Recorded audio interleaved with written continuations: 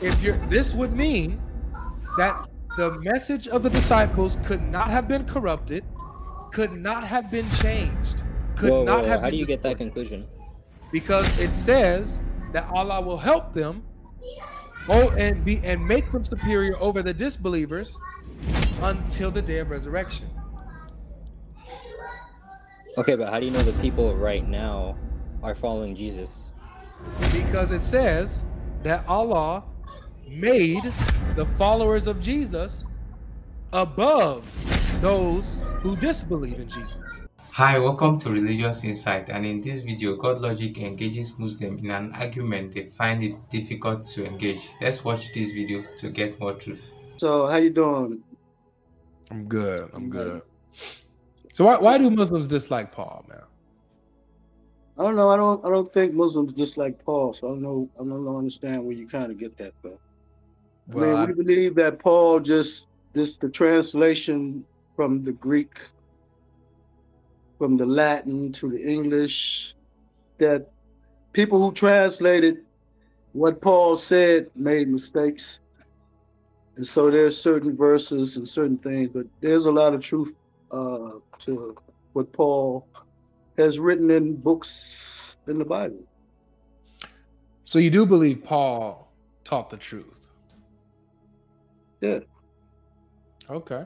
So you believe then that Jesus is Lord and who died by crucifixion and rose again on the third day, as what Paul says? No, I don't believe that. But you just said that Paul teaches truth. I said a lot of what Paul said, a lot of what's been said in the Bible has been misinterpreted. Okay, so do me a favor. A lot of stuff is lost in translation. Okay. I want to show you something. That's just like common sense, translation. Okay. So I want you to interpret this for me. Okay. Let's go ahead and put it on the screen here. The Bible verse on the left, Romans 10:9. Are you able to see it? Oh, let me make it bigger. Is that better? Stop, man. Sure, stop calling me. Hold on. Yeah, tell him to stop calling you, man. You busy. No, she keep calling me, man. She's like one of those women that I'm gonna want to stop calling when she's like, you gotta answer me. For the eyes have seen your salvation. Starvation? Is that starvation or salvation? Salvation that you have prepared in the present. Over here to the left. Verse 9. Verse 9. Romans 10:9. Verse 9. Because if you confess with your mouth that Jesus is Lord and believe in your heart that God raised him from the dead, you will be saved. So do you think that that's? I don't believe that. And neither do the Jews in Jerusalem. Okay, so but this is Paul teaching this, and I don't believe God had a son that was cursed and crucified for my sin. But you said that. Never would I want God's son to be cursed and crucified. Robert, you said that I would never want God's son to be cursed and crucified. Dude, you're talking over me, dude. Stop it. You said that Paul taught true teachings. So right here, I just wanted to show you something that Paul taught. That's pretty clear. It's pretty clear. It's nothing confusing. So, do you affirm this that Paul taught clearly? Go ahead, you can speak.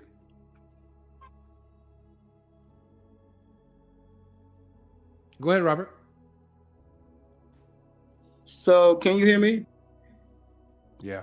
Michelle, why is she doing that when I ask you not to sell? All right. Let's bring up somebody else. Heidi, are you a Muslim?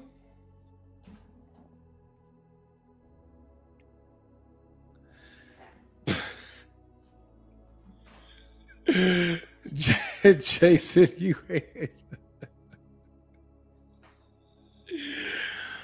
Oh man, she keep calling me. She keep calling me, man.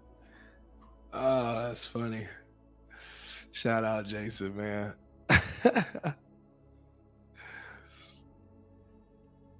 Oh, that's funny. Hadi, are you there? Hello? How you doing? Are you a Muslim? Yeah, I'm Muslim. I just want to let you know it's a bit noisy. I don't know if that's okay with you. It depends on how it knows. I'll let you know if it's bad. Okay. But yeah, I'm asking, why do Muslims dislike Paul? Why do Muslims dislike Paul? Oh, I didn't know that was part of the stream, but I've heard some arguments. I just don't know like what the claim of that argument is. I personally don't use that argument in my philosophy. Okay, But so you don't if it's reject okay Paul? with you, I had some questions. I hold on. So you don't reject Paul? I mean, I reject Christianity as a whole, not Paul specifically. You reject Christianity as a whole, so you believe that Paul was a false teacher? It's a bit complicated. So help me. Like, was Paul a false teacher or not? Well, I'm not completely certain about Paul specifically, but I know that according to Islam, Jesus himself, he wasn't divine. He was a prophet, but he had disciples, and those disciples were among the most righteous. So I don't know if Paul is among those, but I know like the other disciples, like Matthew and Mark, those Islamically would be his righteous disciples. Okay, so you believe that Matthew, Mark, John, those guys, Peter, that they were righteous? Yes. And they taught true teachings. Maybe not all of them, but at least some of them. Well, I mean, they would have to be all righteous, right? Because Allah even helped them, right? And when they helped Allah, Allah helped them, and they helped Allah in His cause to spread the message of Jesus. Right? So they would have to get it right. They can't get it wrong if Allah's the one helping them spread the message, right? Yes. But as far as I know, I believe, I may be wrong, so correct me if I'm wrong, but John lived a fairly good while after Jesus, right? Yep. So that's kind of iffy to me. So I don't know if John would be. Wait, why? John was a direct disciple of Jesus. He just lived longer than the others. No, I meant lived after. Like. Oh, no. He was a direct disciple of Jesus. Okay. Well, perhaps he would be. I'm just not completely educated on the topic, but yeah.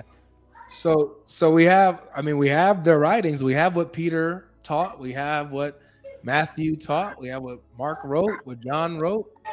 Do you accept their teachings when they conveyed the message? That's where I differ. They have their teachings, but the scripture today, we don't know if that's directly from them or not. Like any Muslim, you've probably heard the claim before, like many times. I hear Muslims say that, but that's not. You can't say that we know that it wasn't. Well, this is my problem. Okay, so like for example, you mentioned how Matthew and Mark were, followers of Jesus. Where did you get that from? It's from the Quran. I don't know exactly which verses, but each prophet, they had themselves, they had revelation, and they had disciples and people around them. Yeah, but the Quran doesn't tell you who they are. Yeah, I know. But yeah, so where do you get my own personal perspective, I think there's enough history to say that part of what we believe that are Jesus' disciples, at least part of them are those righteous disciples that the Quran or Islam claims. But, okay.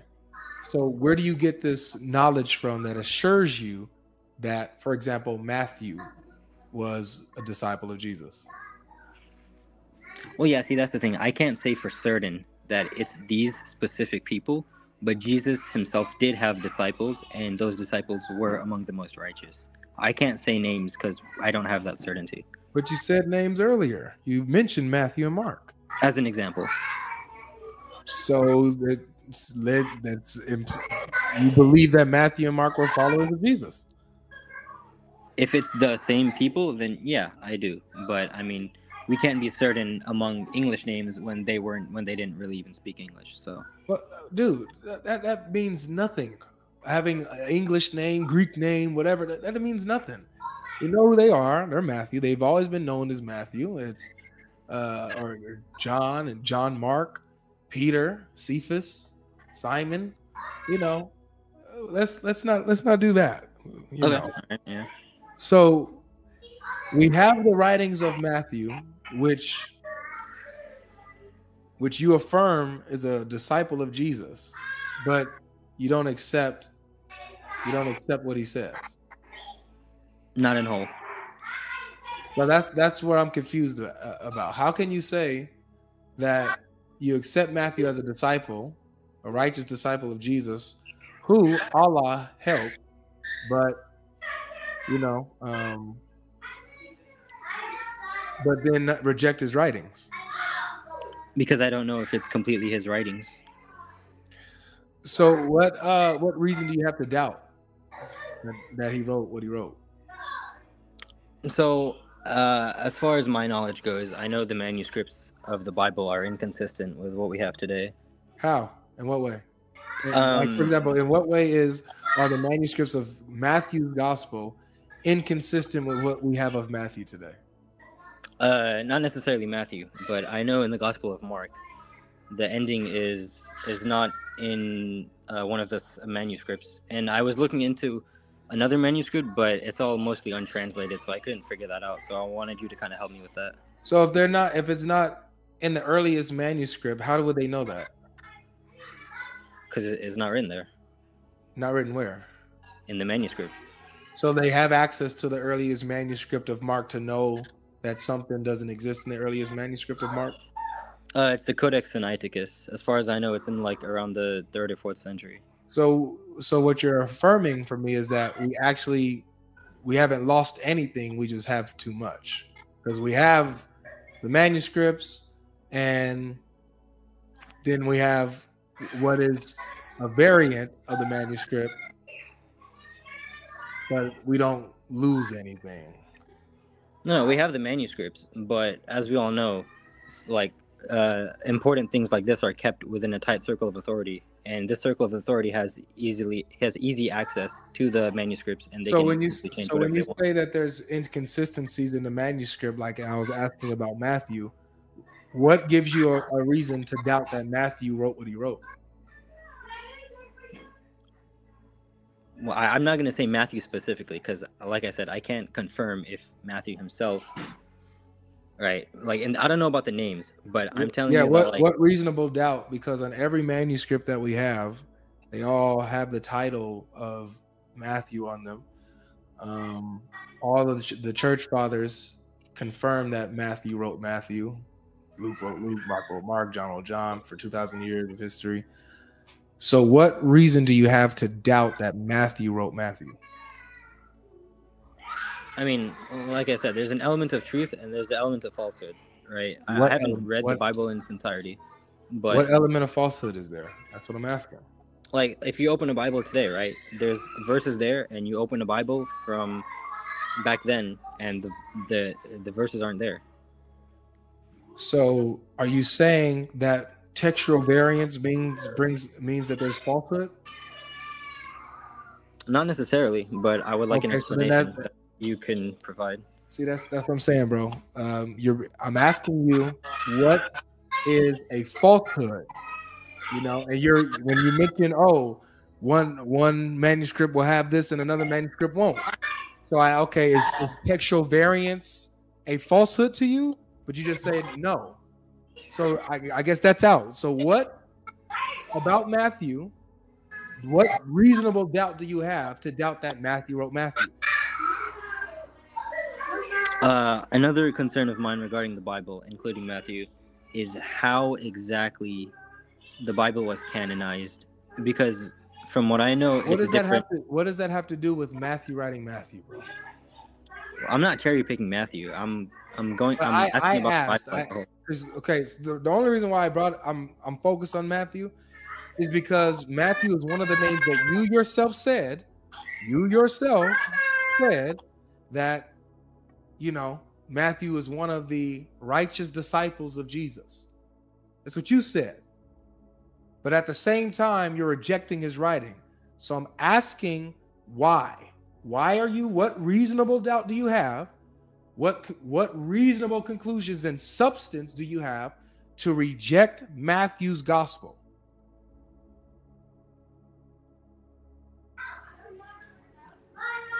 Okay. I gave you some names in the beginning of when I was brought on here, and I said they were disciples of Matthew, right? I mean, disciples of Jesus, right? Mm-hmm. What I meant was that these people are likely to be Jesus' disciples, but perhaps it was not actually Matthew, and it may have been somebody else, or it may not have been Mark, and it may have been somebody Based on what? What evidence that you have that it was anyone else? Based on uncertainty, because I can't be certain that it was these. That's not giving me anything. You being uncertain doesn't mean anything. What grounds do you have to be uncertain that Matthew is actually the disciple of Jesus? That it was that it could have been anybody else. What do you have to substantiate your uncertainty? How do I put this? Okay, so all the information about these figures, right? Like Matthew, Mark, Luke, and John, or the other disciples. Majority of them are found within the Bible, right? And some of the church father writings, but these church father writings are also based on the Bible, correct? No, they're based on them being under these disciples. They knew them and continued their traditions. Okay, I understand. But yeah, I believe that perhaps Matthew or Mark or these other disciples, that they may have written something, but over time it has changed. And the same thing with the church father writings. So what do you have to believe that Matthew's writing changed? It's in so it's like it's in the single like the single book of the Bible. But what I'm asking is like how they selected like these books to be inside of the. Selecting the Bible has nothing to do with what you just said. Canonization has nothing to do with textual distortion, which is what you're accusing the Bible of.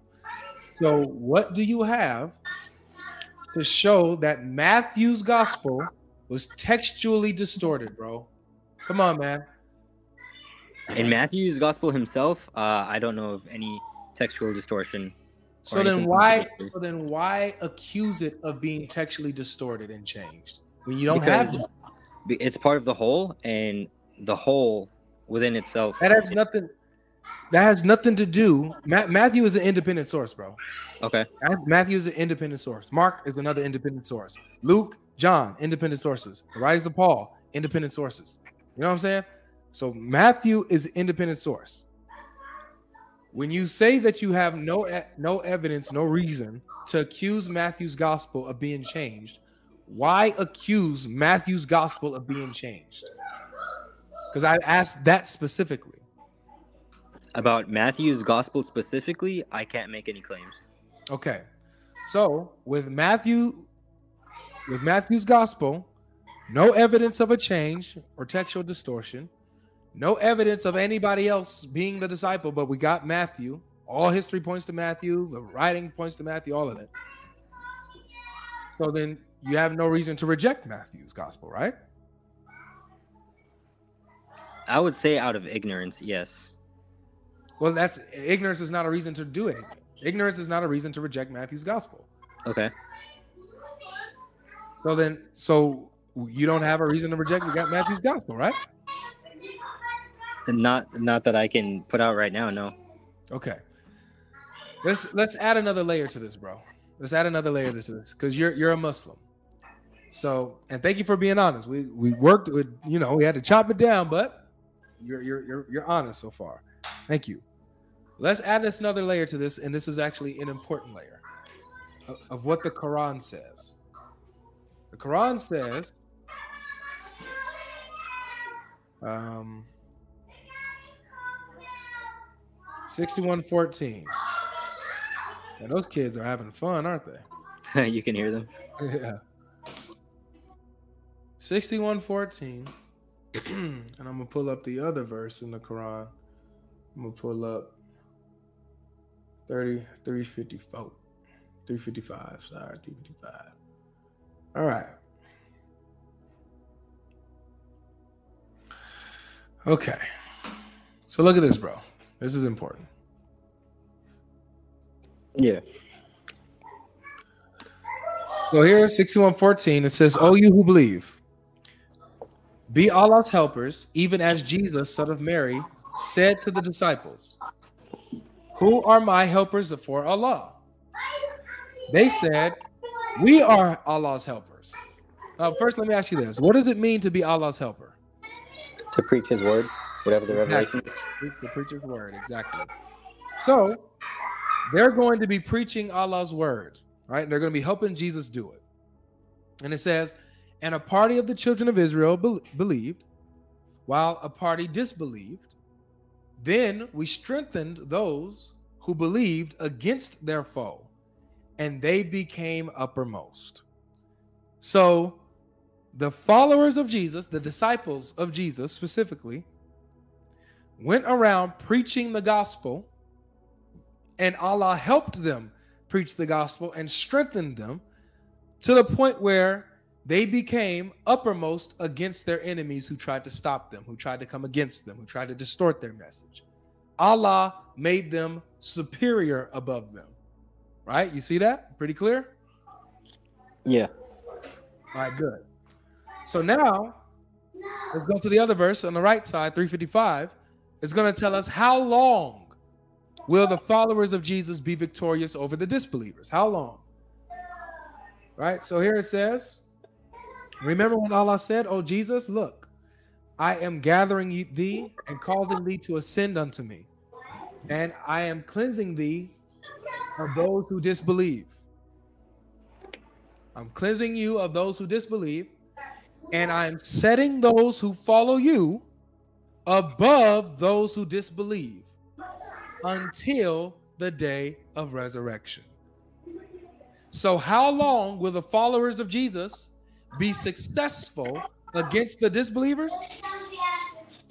Until the day of judgment. Until the day of judgment, my brother. You got it. So then it says, "Then unto me you will return, and I'll judge between you on that which you used to defer." So there is no point in time where the message of the disciples and those who also follow be followers of Jesus because of their message, there will be no point in time before the day of resurrection that the disbelievers overcome them and successfully deter them and infiltrate and mix the mix falsehood with the right message. They will never succeed against them. The disbelievers will never succeed according to Allah. Right? Yeah. So this would mean that the message of the disciples could not have been corrupted, could not have been changed, could not have been. How do you get that conclusion? Because it says that Allah will help them and make them superior over the disbelievers until the day of resurrection. Okay, but how do you know the people right now are following Jesus? Because it says that Allah made the followers of Jesus above those who disbelieve in Jesus. So let's look at this, for example. Let's look at history. Let's look at it right now. Yeah, but I believe in Jesus. You believe in Jesus. Yeah, but who's above? Like, who's the majority? Like, for example, what do the quote unquote majority of followers of Jesus say about his crucifixion, for example? Like Christians? Are Christians the majority followers of Jesus? I mean, according to you, yeah. Okay. So, I mean, but is that according to me, or is it just numbers, period? I mean, numbers are not always true, so. It depends whose doctrine we're talking about. Okay, let me ask it this way. When it says here that I'm setting those who follow you above the disbelievers Mm-hmm. Yeah. until the day of resurrection. So the Yeah. followers of Jesus are preaching the gospel of Jesus, spreading the message, and Allah makes them victorious over those who come against them. That's what the verses say, right? Yeah. So if at any point in time the disbelievers successfully overcome the message of the followers of Jesus, then the Quran lied. Because that's not supposed to happen, right?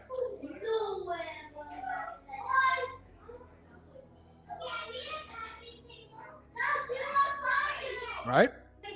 Okay. So since that's not supposed to happen, and Allah himself helps them against the disbelievers and makes them victorious over the disbelievers until the day of judgment, the disbelievers will never be successful against the followers of Jesus. That means that the disbelievers cannot come and corrupt the message of the followers of Jesus. Okay. So that concludes, therefore, the message of the disciples and the followers of Jesus could not have ever been distorted or changed. Or else that would mean that the disbelievers at some point actually overcame the followers of Jesus.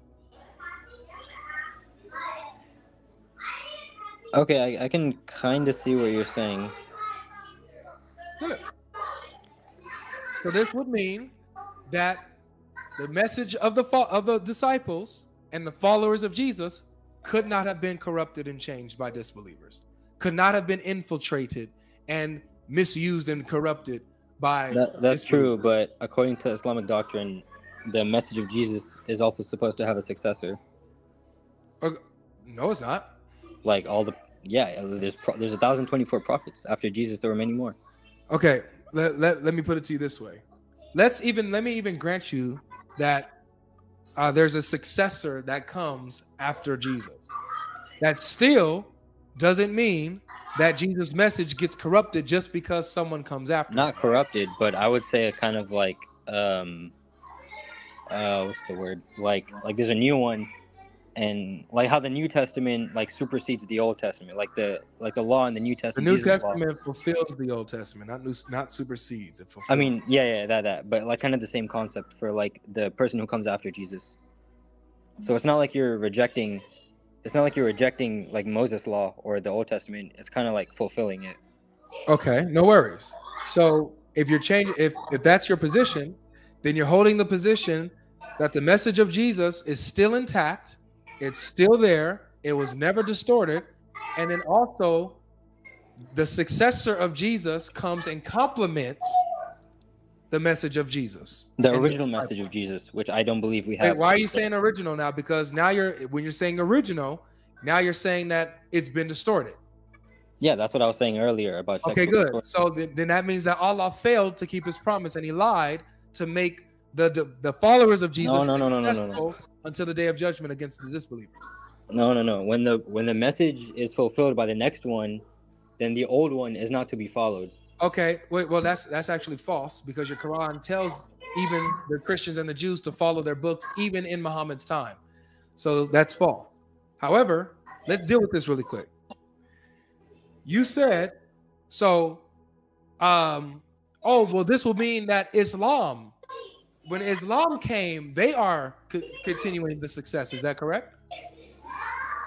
That Islam comes as a successor for all the prophets. At any point in time, before the day of resurrection, does the message of the disciples get corrupted? In reality, yes, I would say so. Okay. Does this verse say that Allah will make them victorious over the disbelievers and successful against them until the day of resurrection?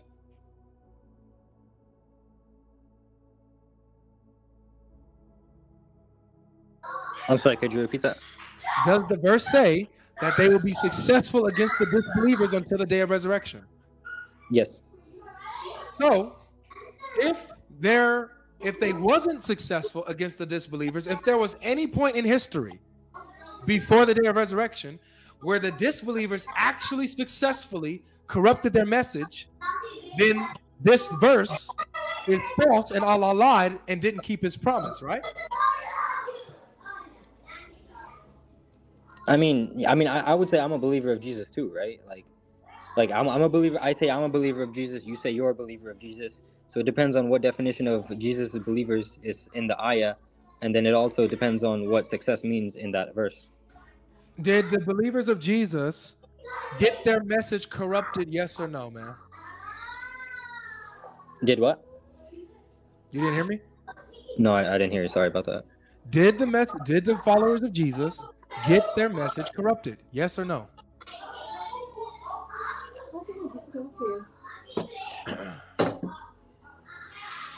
Yeah. Are you paying attention here, bro? I'm sorry. There's a lot going around, man. I apologize for that. But are you paying attention? Yeah, I'm trying to. You're like wasting my time or something on purpose. No, I don't want to waste your time. If you feel like that, then I would happily get off stream. Okay, so I'm gonna just ask you one last time. Yeah. You saw the verse. Yes.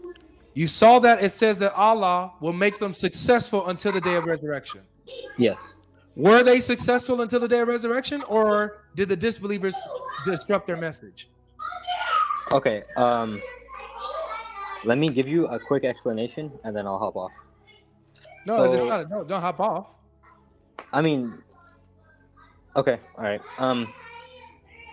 So the believers of Jesus, right? According to Islam, when the revelation of one prophet is starting to like fail in like over time, because each scripture. Where does the Quran say that the followers of Jesus, that his message will begin to fail? No, the Quran doesn't say that. Okay, so according to this, the message of Jesus will remain successful, correct? Yes. So if there was a point in time where it was no longer successful, that means this verse is false, right? Yes. So either the message of Jesus was continuously successful and undistorted, or Allah lied and the disbelievers successfully caused the message of Jesus to fail, to where now you need Muhammad to come clean up the mess. Okay. That statement kind of cleared up your position for me. But I mean, you're kind of looking at it as like Muhammad has to come clean up the mess, but I'm looking at it as kind of Muhammad has to come and fulfill it, so that Jesus' message and all the same, because it's the same message for all the prophets. I'm only saying what you said. I don't believe that. I'm only repeating what you said. I didn't say that. You said whenever a prophet's message begins to fail, he sends another one. Like, because each message is not meant for all of time, for all of people. Does this say that Jesus' message is meant until the day of resurrection? Well, not this verse, but that's according to Islamic doctrine. But according to this verse, does it say that the message of Jesus will be successful until the day of resurrection? Yes, and also I'd like to point out that the message of Jesus is the same. According to us, the message of Jesus is the same as everyone else. That's cute.